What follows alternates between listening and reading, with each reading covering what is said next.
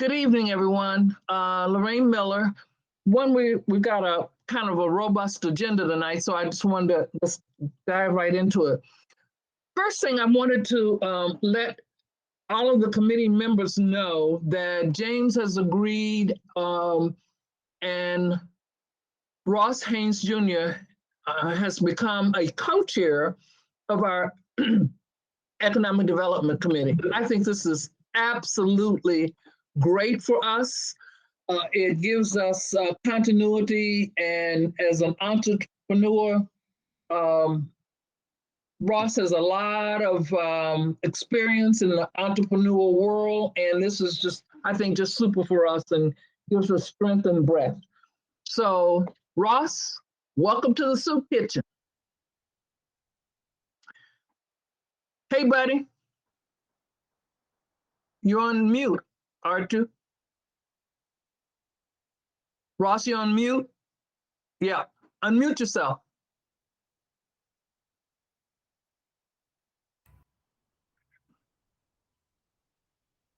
Is he trying, or do we? Let me see if we can message him.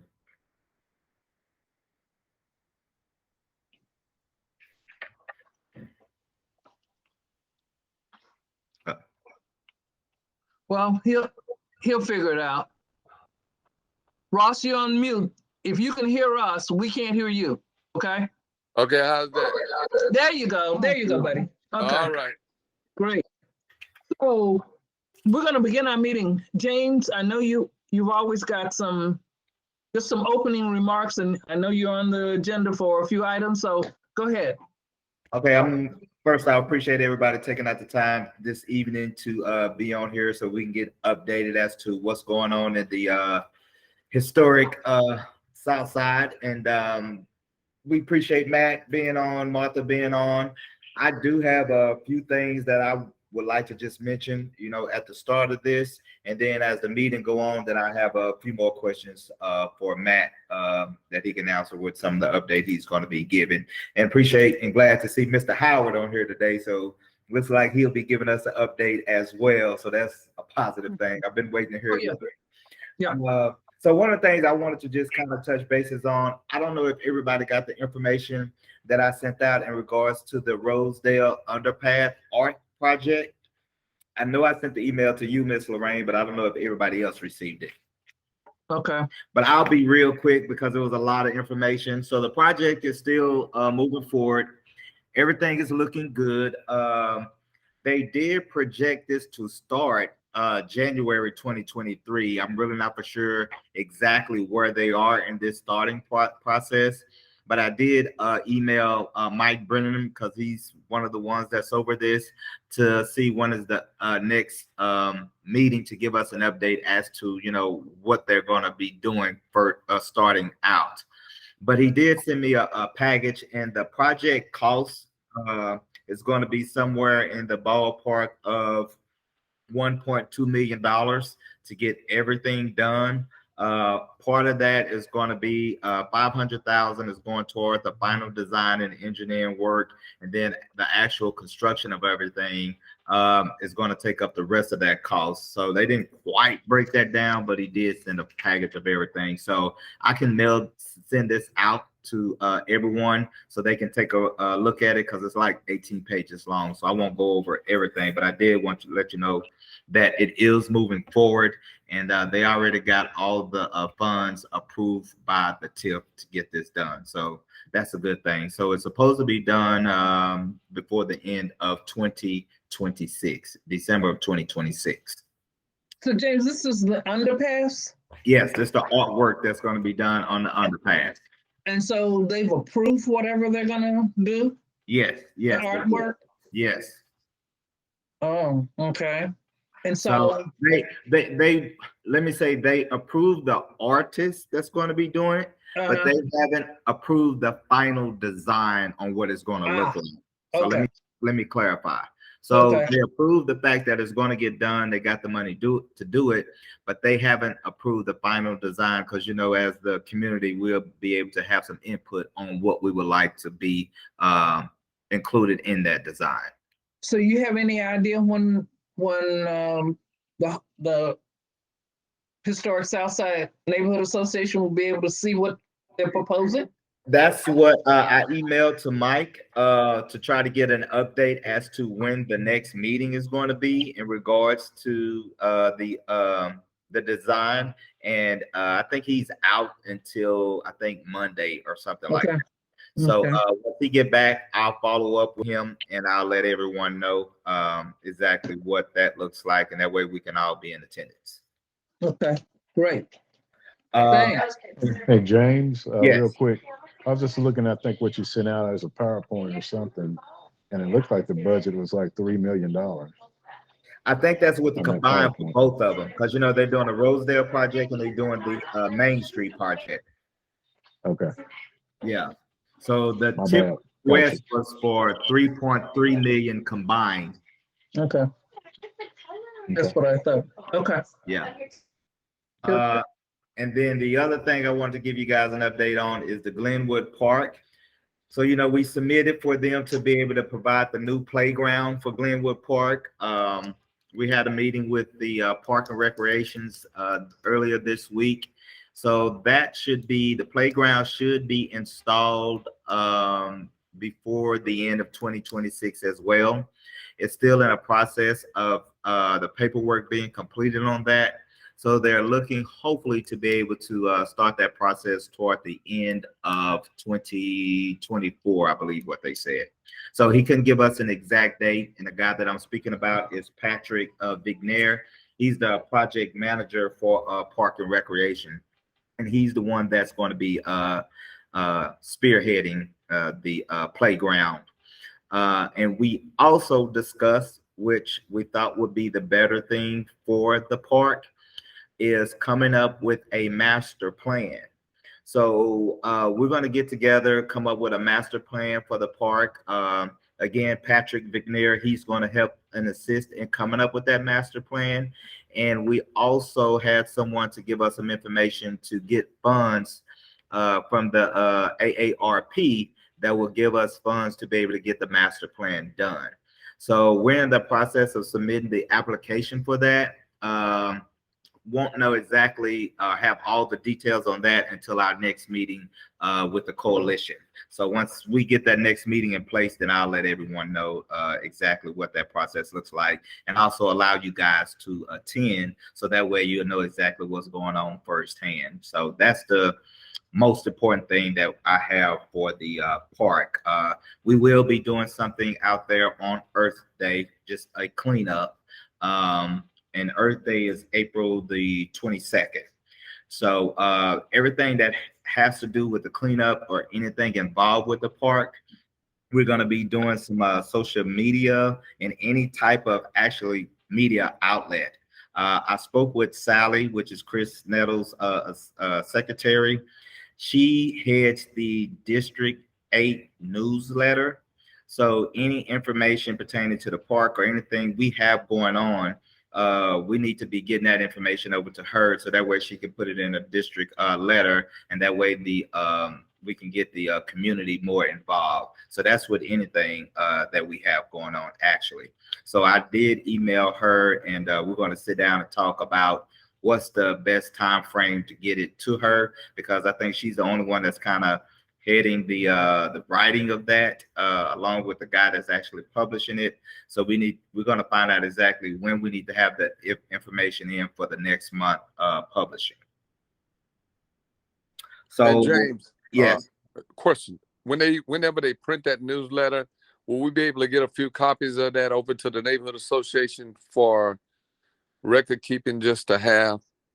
yes, we can. The newsletter goes out in a digital format via email and social media, and they are supposed to also be mailing some information out. And I thought that was a good way also for some of the stuff that we're doing in the historic South Side, for is trying to get members and get people involved using that newsletter as well. But we can discuss more about that in our community meetings. Okay.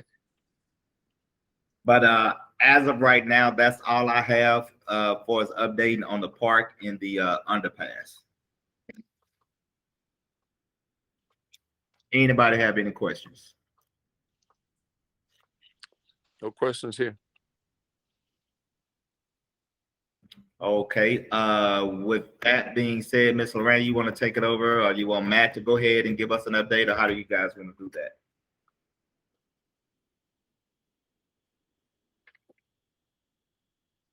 Miss Mill, you're muted. No, mute, Brian.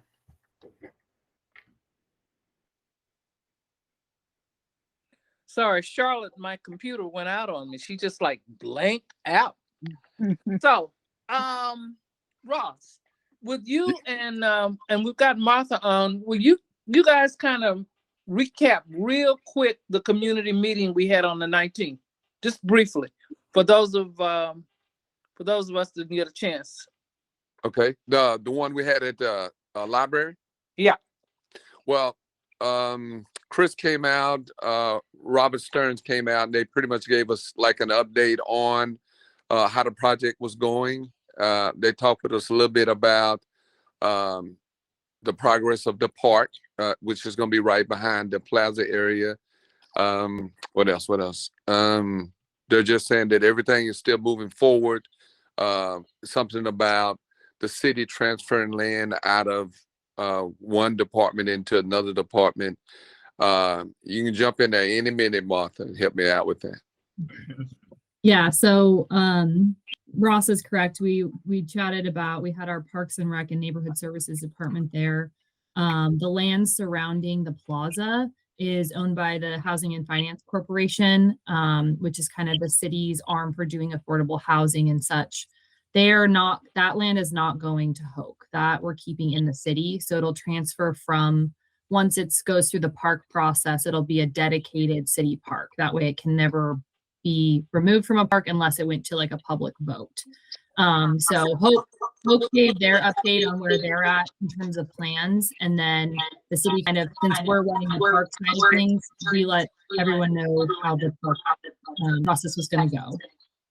They're hoping to, gosh, I'm trying to remember the timelines off the top of my head. Everything's posted on the project website. I don't want to misquote anything, but I know that they're working through getting some of the federal funds approved right now to work on that. That's $1.2 million. And from what I remember, this summer is when they plan to, or the next couple of months, they plan to release the RFP. Once they have somebody on board, then they'll be working closely with the neighborhood association on how to go through that whole process and how everybody can make sure there's community feedback. I'm trying to remember if there's anything else specific. Hoke, we did see Hoke's most recent plans where they're at. They're still in flux as they're finalizing stuff with the UDC and the neighborhood and near Southside Inc.'s code. So that will help definitely, because I know near Southside is really helping us push for things the community talked about with trees and the wider sidewalks and all that kind of stuff. Yeah, I think. Yeah, we're kind of on our way here. It looks like. And so, Martha, since you represent the city for us, we really appreciate having, setting up the meeting and talking to us about it, because sometimes what happens, I think, on these projects, when people don't know, then they start speculating and they don't know, they start talking about what they don't know for real. And a lot of folks start speculating. So when you have an opportunity for the developer and the citizenry and the city to be together to really have a frank discussion about it, I think that works better. That's great feedback.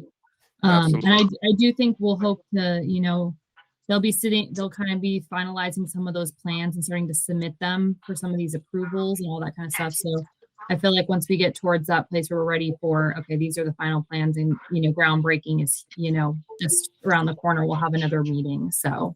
Well, good. Go ahead, man.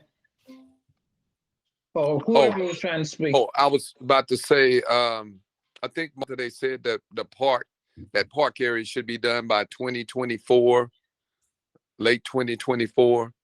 The park to be online. That sounds about right. I know it's like a year-long process. Correct. So, okay. Yeah, once they get federal funding approval, which has been the thing that's been probably taking the most time. So. Right. Walter? Yeah, I did have one thing to add here. The I still think we need to get clarification on exactly where the line is for the park and the plaza, because I saw, different things on different drawings. And I'm pretty good at reading drawings, and I don't know which one is right. So I think we need clarification. And I think what we talked about was maybe, not waiting until there's a design professional on board, but we can start talking now. And that would be the first thing to clarify. And Walter, I can just pull up, we can look at TAD because they're going to follow the parcel boundaries exactly for the park. So if you'd like, I can share that right now and show you where that line is. Yeah, I mean, if nobody else minds, I don't want to take up time here, but and I guess the problem is the TAD map versus the overlay of the actual stuff that's going in, right? I mean, reconciling that is what I'm talking about. So I think one of the questions from coming out of the meeting was to Matt. So when do you think that we'll actually see what's going to be there? In terms of finalizing the final conception plan? Yes. I will have to follow up. That's something that Stephen and the team is working on with the city. But before final submission, I'll make sure I will make a report to this committee so that we can stay aligned. But we don't have anything new as of last week's meeting. But I will inform this committee before during this process of the final submission so that there can be input. Great. We've been joined by one of our newest members. Brandon Lawson is the owner of the Evans Avenue Cleaners, and he's a member of our committee. Hey, Brandon, and welcome. Okay, so we're going to move along. Hey, how you guys doing? I'm sorry. How you guys doing this evening? Yeah, Lorraine, just real quick. So Yeah. again, we still didn't really resolve that, and I'd be willing to work offline on resolving it. But just just exactly what the line is. Where does Hoax project stop, and where does the park start? Yeah. And if I need to get with somebody to do that, I'm willing to do that. So Martha, you actually have the lines where this goes? Yeah, I do. It's going to follow the property boundary lines because, like I said, they won't even be able to touch our property without any kind of easement or anything like that because it's not going to be given to them. So that'll stay in city control. So I can show you that. I'm just trying to figure out how to pull. Well, if you could send it to Miss Geraldine, then she'll send it to everybody. Okay. Yeah, I can do that. Geraldine, you on? Yes, ma'am. I'm here. Okay. And if you send it to her, then we'll all get it. Okay, great. Is that good with you, Walter? Yeah, that'll work. And Walter, if you have questions, just feel free to follow up and we can talk about it. So so we all get a chance to look at it, and then if we've got follow-ups, we can catch up with you, Martha. absolutely. Okay. Does that work for everybody? Yes. Cool. So somebody was saying something? Okay. Let's move on. We had a very interesting meeting Tuesday that I really want Ross and Thomas and Matt to just kind of update you guys on what we were trying to do. The Historic Southside Neighborhood Association, our Economic Development Committee that was represented by myself, Ross, and Thomas Oliver, met with the Fort Worth Black Chamber of Commerce. This was an outgrowth of our meeting on the 19th. Folks had expressed concern about what retail businesses were going in there. And so Ross and Thomas and Matt, why don't we start with you, Ross? Okay. Well, basically, because I was over the phone, what I got from was there were several representatives there for the Black Chamber, and I was very encouraging that they were there supporting the project. They discussed things along the lines of how the development would unfold from a business perspective, what they can do to kind of augment that, bring in businesses as far as people being a part of that, locals. And we agreed that going forward, we would be looking at other city examples of what they do when they bring in developments like that. We gave some suggestions as far as maybe a restaurant or what kind of business we'd like to see going in there. And what else? We talked a little bit Thomas, again is about, Thomas still on? yes, go ahead, Thomas. You can talk about the traffic study. Okay. Yeah, we just kind of addressed the traffic study, the same questions that we've been asking about the last week. And Matt, and then we're going to get with TxDOT and the city and the right people and schedule a meeting to actually go in and dive into the questions that we have and try to get some answers from TxDOT and the city and from Matt on a future date. I have a quick update Sure. from that. I did speak. Well, first, it was a really good. It was a really productive meeting Tuesday. I want to say that for the record. Yes. I thought it was. It's encouraging to see progress from 3 or 4 years ago. In the Fort Worth Metropolitan Black Chamber, under the leadership of Dee Jennings, was involved with this project before COVID, and so I feel comforted that this new administration is continuing with it. I spoke with Carlton Cooper, who is the state director of business development specialist of the state for TxDOT, who essentially focuses on providing, he's a statewide official that focuses on MWBE contracts to do business to ensure that they can be in a pipeline to do business with TxDOT for large projects, and was informing him that we are moving forward with a development in Fort Worth, but there were issues in terms of traffic flow out north of the Rosedale on-ramp, on the on-ramp north of that street, that intersection. And I'm working with the community to see what I can do to relieve that. And he introduced me to Greg Gorecki, who's the district construction administrator at TxDOT. I had a call with him earlier this morning, and he stated that the closest project, I guess, in that area that they're actively or in the near future are going to work on is the Pennsylvania on-ramp piece. I think some of you all know that. I think I heard that earlier, and that's focused on, I guess, on the west side of the highway, and that they may not, it'll be some time. There's nothing in the immediate plan now to do things directly close to where our project is. But he is going to connect me with advanced planning. And that's where I'm meeting. I'm waiting to meet with them so that I can get more answers. Great.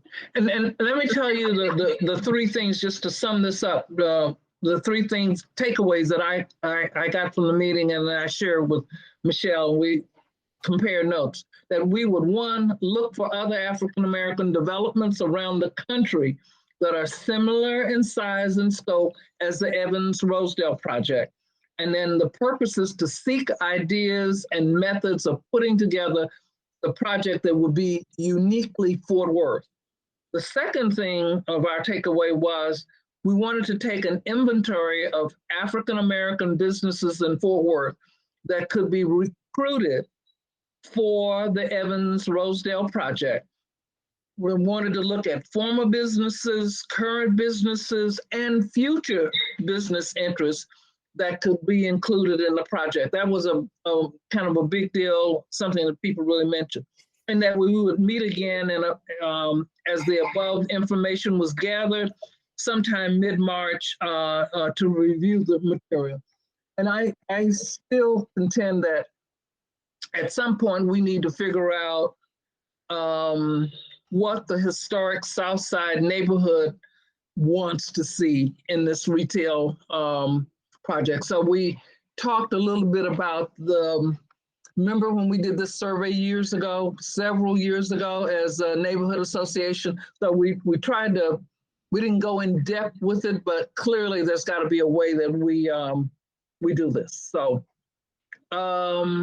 that was the nutshell. We're going to be meeting again. We're going to work hand in glove with the chamber so that we are in lockstep together with the developer, with the neighborhood association, and with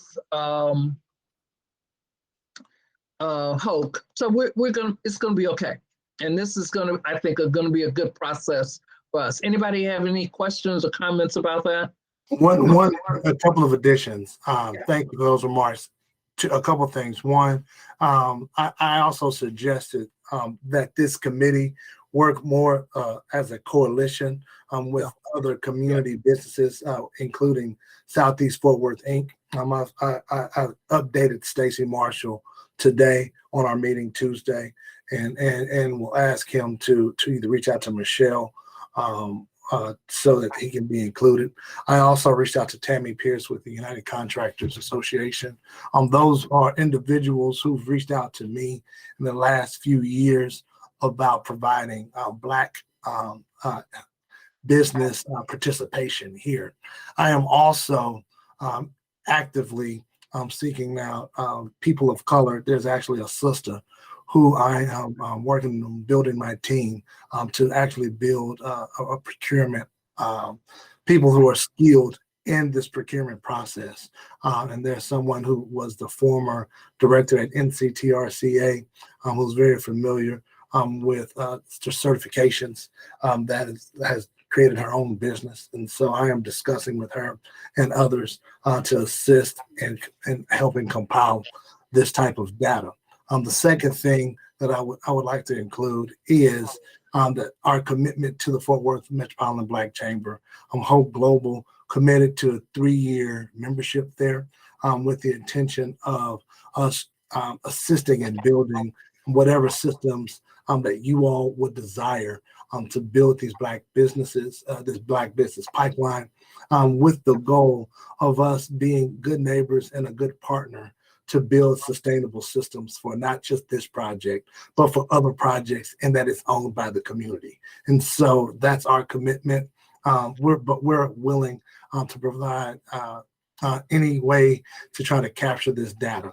For example, if you neighborhood surveys, if we need to create another survey, I'm willing to do whatever we need to do on this end to create that survey so that we can have an understanding of what the community needs. Okay, and I'm not gonna try not to get ahead of our president, but I'm sure we would appreciate a membership to the Historic Southside Neighborhood Association, also from Hope Global, because I'm actively working on that. And okay, Ms. Jaree, please jump in if you're on. No. Now I'm gonna make sure I ask you all first. Okay, great. Gotcha. Groovy. So, Matt, while you're Ms. Lorraine. Yes, sir. I also want to make mention to, in the presence of the economic development team tonight, that I went on the record thanking the Black Chamber for hosting the meeting. One of the things that I've always held dear to my heart is for the city, the developer, the neighborhood association, and the Black Chamber to work collaborative together. So I wanted Martha to know that, because I also thanked her for the meeting that they did with us. So I'm seeing all these pieces come together. So I'm very pleased with that. Yeah, I am too. Okay. James, you have anything you want to add to that? You're on mute, James. Yeah. James, you have any, I wanted to ask Matt about, it's dealing with the same thing. Sure. The current zoning over here is NST4R, and part of it is PD. Is that correct? I'm not the zoning consultant. I think they're going through that process with the city. I can look. I wasn't prepared to answer that question, to be honest with you, James. But I can write this down and reach out to Stephen. What exactly are you asking? Because with the restaurants that's going in, we're trying to see if some of these restaurants is going to be able to have alcohol. Now, I know kind of in a soft space because of the library and probably Mount Zion Church. because I think you have to be within so many feet of alcohol, but I wanted to make sure that it was zoned correctly just to allow to be able to have alcohol in the restaurants that will be placed over here. So, and I know the NST4R has that R, and I think that R is for some type of restrictions, but I don't know if the R was for the BYOB type atmosphere, or was that the R was placed there, that meaning that it was restricted from alcohol altogether. This has been mentioned to Mr. Robert Stearns, as he's going to try to look into it. I just wanted to bring it to your attention too. Thank maybe you. guys can work together, try to figure out, because we would like to have some type of, you know, alcohol on this side where we don't have to always go to that side if all possible. So I think we can, I know in one of our original earlier conceptual plans, we did design a zoning. We were hoping that there is zoning for alcoholic beverages, as we were trying to create a brewery and a coffee shop, which will need that type of zoning. So I'll do more research on the forward zoning and see where Stephen is in that process. Okay. I can speak to that. Okay. Yeah, so actually after the first big meeting in September, well, not the first, but at least the next project kicked off after COVID, we did go through a city rezoning process for the site. And it is, so this whole site is NST4R, like you were talking about, James. And I believe, I'm about 95% sure that it does allow for alcohol, but it has to still, the 50% or more of the sales have to be non-alcohol. So you can have alcohol, but it has to have food or other things that are the majority of the sale. That's fine. This income. Okay. And I read that for somewhere too. I just didn't know what the percentage needed to be. Yeah, I think it's 51. I'm almost positive. So. And that makes sense, because we were probably trying to sell coffee in the mornings and have a certain amount of time to just do alcohol. So yeah. Well, you gotta have Kahlua in your coffee in the morning. Hey, I'm not asking you all to make Irish coffee. Yeah, well, Irish cream too. Just make sure you have your pastry with it, Miss Miller. Yeah. And then one other thing I wanted to mention, and we can kind of talk about it at a later date. The committee, we kind of discussed this, and I'm not for sure if Hope Global ever did anything with the community with their development, but we wanted to see or mention to you about doing a community benefits agreement. Have you guys ever dealt with that? No, this is actually, to be honest with you, we are open to trying whatever possible. This is actually our good faith agreement, so that we can eventually get to some community agreement on paper. So we haven't. This is our process of doing that. Okay, if you can kind of keep that like on a parking lot, and me and the committee will get together and we'll put some things together just to kind of, you know, present, and, you know, and then we can work from there. Perfect. Okay. As long as it's a collaborative meeting, I would love to see whatever you all have, but I will only ask if I'm active in the process at whatever level you all are comfortable with. I don't want to monopolize it too soon, but I don't want us to just have it everywhere. But you're gonna monopolize it. But No. I'm What I don't want to do. All right, man, I'm teasing. I don't want it to be in a position where you all are giving demands and I have to say yay or nay. I want us to actually work together with the numbers. Right, exactly. And that's our intentions. We just want to at least start it, since we are still at the very beginning stages of this, and go ahead and have it in writing, so that way when everything starts to unfold, that's already in place and we know exactly what we're doing from that point. Okay, I only ask if we make some type of process for revisions, maybe 1 or 2 meetings whenever you all are comfortable, so that we can ensure we have a seamless product. Okay. Thomas, have you left the meeting? Is Thomas gone? No, I'm still here, but I was getting ready to say that I'm about to have to jump off.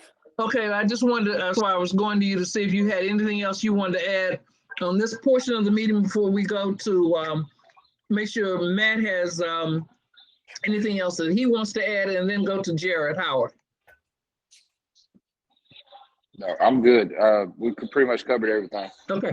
Hey, Thomas, before you jump off, I know you had questions about the traffic impact study.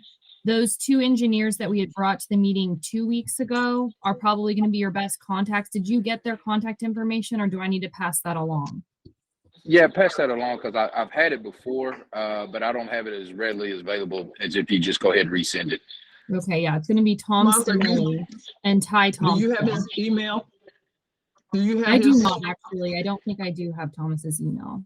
Martha, I'll send you Thomas's email. Okay, that sounds great. Thank you. Okay, great. All right. Matt, are there any new developments that we haven't discussed about the Evans Rosedale project that you want to bring up tonight? No, nothing since our meeting last week. Okay, great. and so we're good. The Alpha Family Group, who is that? That's us. That's me. That was Thomas. Oh, okay. Now, one of the great things that we wanted to touch base tonight on is the Juneteenth Museum, and Jared Howard is here, and I think he's brought a guest as chair of his board. Jared, you got the floor. We're Hey everybody. anxious to hear from you. Hey. Let me apologize if I look tired. If I look tired, it's because I am tired. It has nothing to do with the people on this call. So yeah, I do have a bit of an update that I think you will be excited to hear. You all know about the fire that happened at Miss Opal's old whatever it was, and what sits at the corner of Rosedale and Evans right now. I will tell you that we have encumbered the property, and the property is in the process of being transferred from Miss Opal into the National Juneteenth Museum. And with that comes the blessing of impending demolition. Well, I thought that demolition would be a relatively simple process, but what I've discovered is that it's not. Permitting is not necessarily challenging for us, but before we can secure a permit on the property, you have to have an asbestos abatement done. Yeah. Right. Well, having an asbestos abatement done takes time. Right. So they're going to do the testing for us on Monday. We'll have the results back. And because the houses or whatever you call them are old, the people anticipate there being some asbestos in it, which means we have to go and do an abatement on the property, which means they'll have to sit up for however long before the demolition. Now, if you all go to church on Sunday and you say your prayers hard enough, they won't find any asbestos. And then we'll be able to get the properties demolished within the next 7 to 10 days. Having said that, if there is some asbestos, then we will have to wait until that abatement is done to get those demolished. But the promise that you have from me is that our goal is to have all of those properties demolished as soon as the city will allow us to. Right. And I've already talked to DJ Harrell in the city neighborhood services, and he has assured me that the permitting process will be quick and rapid, right? Because no one wants those. Listen, let's be frank, and I know this is being recorded. None of us have wanted those buildings there even before they were burned, right? Now, especially since they had been burned, there's even more pressure to get them down as quickly as we possibly can. So what I can assure you is that we have contracted with a firm to do the assessment of the asbestos, which will happen on Monday. Pending the outcome of that assessment, we will either get them demolished shortly thereafter or get the abatement done shortly thereafter. The abatements take a while, unfortunately. So my prayer again is that there is no asbestos and they can all come tumbling down. Beyond that, you all talked about the Housing Finance Corp and the LDC. We have been able to acquire the other pieces of property. The byproduct of that is once we get the abatements done, all of the properties on that block, including the residential piece on Verbena, will come down, right? The former Papa's properties, it's not just Miss Opal's museums coming down or whatever they were before coming down. All of the properties on that block will be demolished and we'll have a flat piece of land after that, except for the corner that Mr. Villegas still owns. But there's no improvement there already. So that's happening. We have been able to raise about $20 million, which is really exciting for me. It's a $70 million project, and I've never raised this kind of money before, so I didn't know what I was up against, and I probably wouldn't have signed up for it if I had known what I was up against, quite frankly. But we're more than a third of the way there in terms of the goal for the project, which means that we'll be able to do some pretty impressive work in the next 90 to 180 days. In the next 180 days, if I have my way, if I have my druthers, all of the T's will be crossed and all of the I's will have been dotted so we can actually do some sort of construction, right? Whether that's preliminary construction work, whatever the case be. But the promise here is that you will not see those properties that are there. And as soon as those properties can come down, they will come down. And whatever it costs to get that done, then we'll get it done. So that's the update there. I just got to continue to raise the money. Unfortunately, it's not an investment-based project. If it were an investment-based project, then we'd already have the construction going up. But since it's a nonprofit and it's not going to produce a return for an investor, we have to go the philanthropic route, which means it takes a little bit longer to raise the capital. But we've hired a fundraising firm to do that for us. Again, you all know that the city has committed $15 million to this project, which I'm really excited about. The county has committed $2 million to the project, which I'm really excited about. And we're in the fundraising mode right now. So that's the update. I'm happy to answer any questions. Thank you for your patience. Again, and I've tried to be transparent with this group since the very beginning.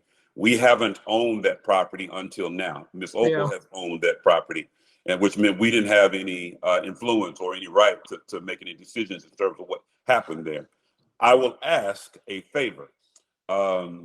We have promised, Ms. Opal refers code compliance to me now, right? In light of the fact that the deed is being transferred. And so I have told code compliance that they have the absolute right to call the police on anybody that's on the property now, because anybody that's there now is indeed trespassing, right? So, and I know Dawn was there and her curator and all those people were there before. That has nothing to do with me. Now, if Dawn is there, he is trespassing. So feel free to call the police if you see Don or anybody on the property, right? What I'm trying to avoid, code compliance wants me to build a fence. I'm trying to avoid building a fence because the properties are going to be demolished shortly thereafter.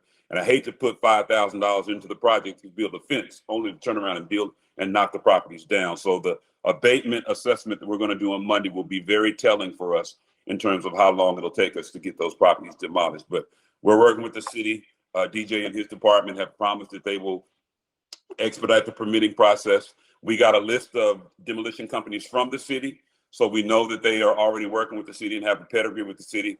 So assuming the outcome of that abatement process that starts on Monday is good, then those properties will come down. If there is no asbestos, the properties will be down in 2 weeks.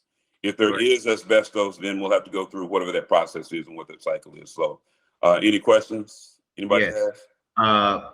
I think there is a lady living in the house that didn't fully burn down. And on the white? Yeah, the white.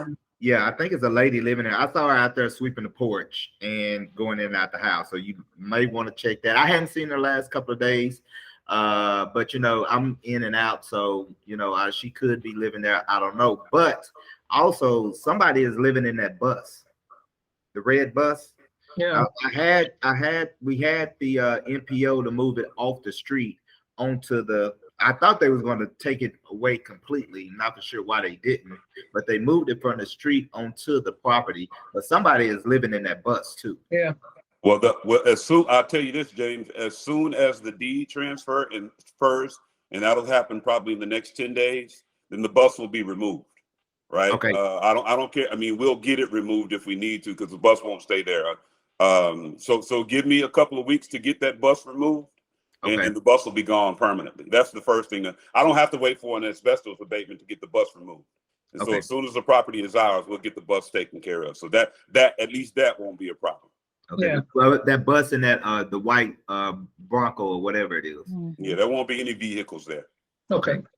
And then too, I couldn't remember, but on the inside of the museum, there are going to be like shops, or what's going to be on the inside other than the actual museum itself? So that shares the campus with the museum, you'll have a theater with 250 seats. You'll have a business incubator, and that's just kind of, James, like you have across the street, co-working space where you kind of bring business resources.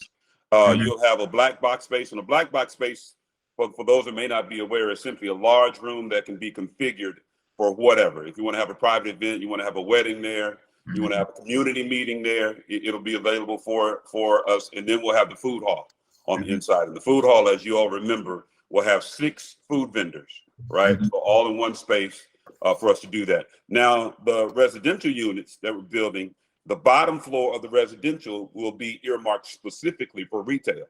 And it won't be exclusively Black retail, but it will be especially Black retail, right? Because we can't afford to tell anybody that they can't operate there.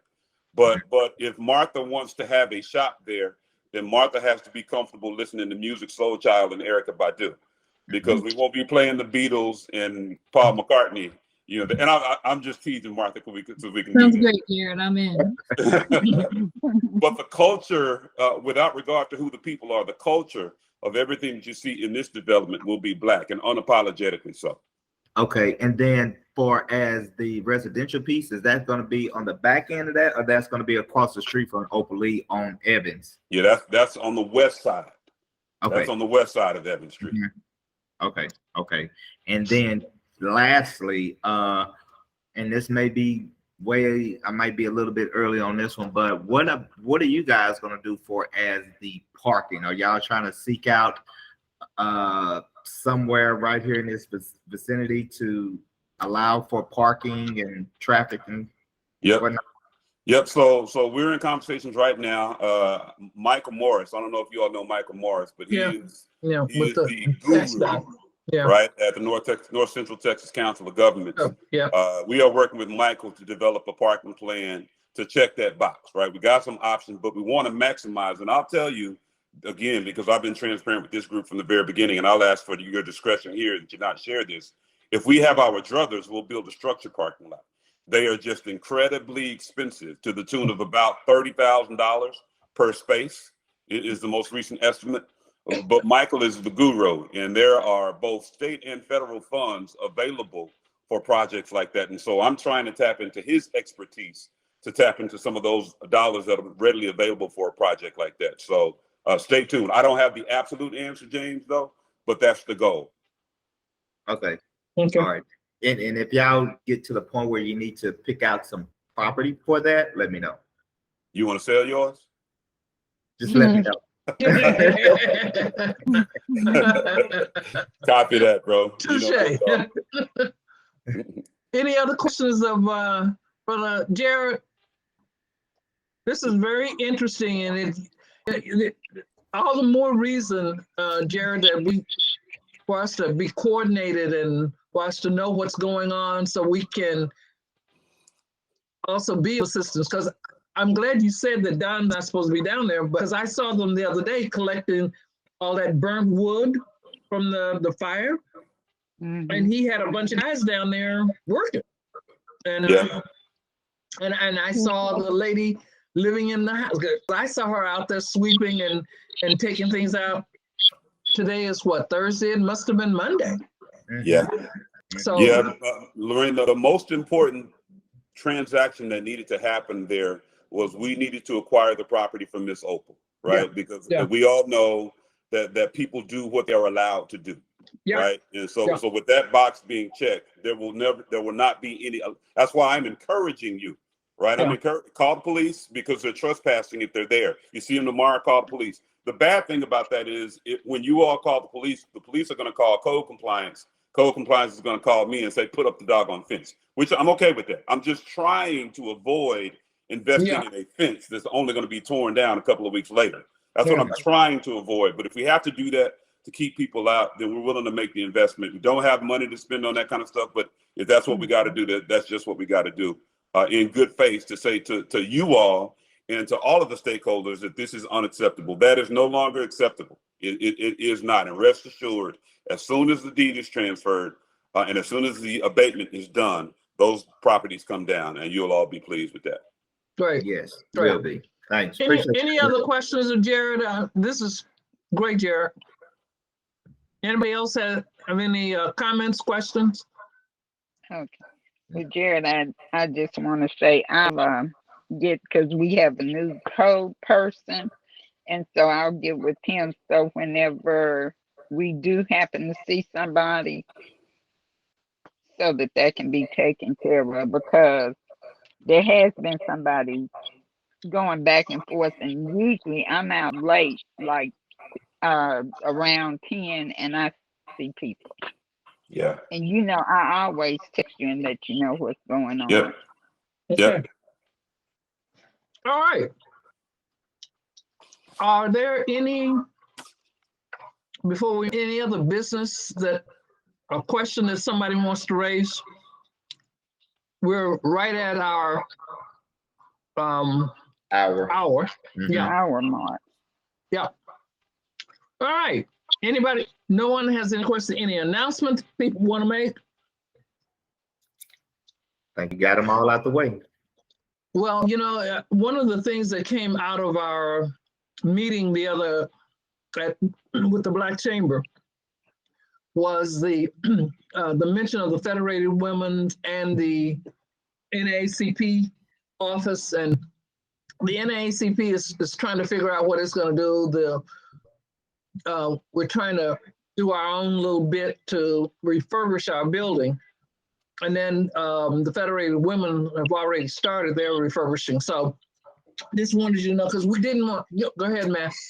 Oh, I didn't mean to cut you off, but I just wanted to say that I know that we did discuss that, and we are, at least Hope Global, as we are moving forward with this process, we're open to communicate with organizations. We just don't want to have this obligatory requirement to improve things without us kind of working on a plan. So we are open to still build relationships. I'm a lifetime member of the NAACP. We'd love to see what I can do to help the Fort Worth unit with this.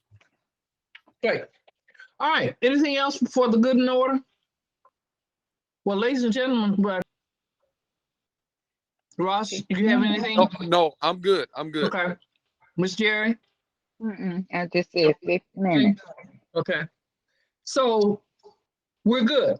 And I thank each of you for coming on the call. Martha, appreciate you. I know it puts you in an interesting position, but you can hold your own. All right. Thank you And so I much, looked ladies. for the documents, Martha. And then, Ms. Jerry, you'll distribute I'll get them out. them. Okay. All right. Thank you so much, ladies and gentlemen. And we'll be meeting again in February. Our meeting will be on the 23rd of February at 7:30. Okay. Right. Appreciate it. Love, peace, and soul, and natural childbirth. Yeah. Good night. Have a good evening, everybody. Good night. Night. Thank you.